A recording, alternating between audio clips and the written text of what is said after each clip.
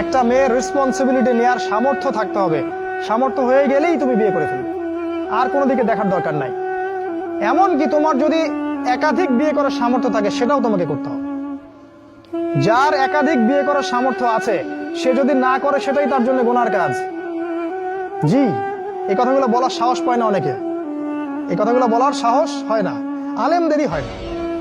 দুইটা বিয়ে করলে মানুষ আবার কি মনে করবে, আমার মনে হয় চরিত্রের সমস্যা ইত্যাদি ইত্যাদি। আরে বোকা, তাহলে কোরআনের মধ্যে 4টা বিয়ের কথা আসলো কেন? আল্লাহ পাক কি এমনি এমনি আয়াত নাযিল করলেন নাকি? আল্লাহ পাক খুব ভালো করে জানেন ছেলেদের চেয়ে মেয়েদের সংখ্যা বেশি হবে। অনেক ছেলে মারা যাবে, মেয়েরা সমাজে বেঁচে থাকবে।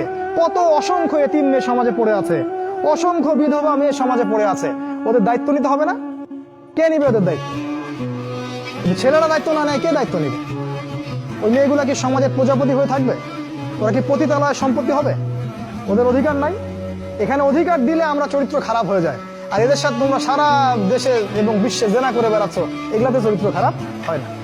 একটা ছেলে বিয়ে করার পরেও 10টা মেয়ের সাথে পরকীয়া করে, এটাতে চরিত্র খারাপ হয় না। কিন্তু যদি আরেকটা বিয়ে করে তখন সমাজের মানুষ তাকে বাঁকা চোখে দেখা শুরু করে। এটা জাহিলিয়াত, এটা পুরো সম্পূর্ণ মক্কার জাহিলিয়াত চলছে। দ্রুত বিয়ে করো, বিয়ে করে আদর্শ পরিবার গঠন করবে। পরিবারটা এত শক্তিশালী হবে যে পরিবারের ভিতর যেন কোনো রকম শিরক, কোনো বেদাত, কোনো কুফর, কোনো হারাম ঢুকতে না পারে। পারবে না ইনশাআল্লাহ?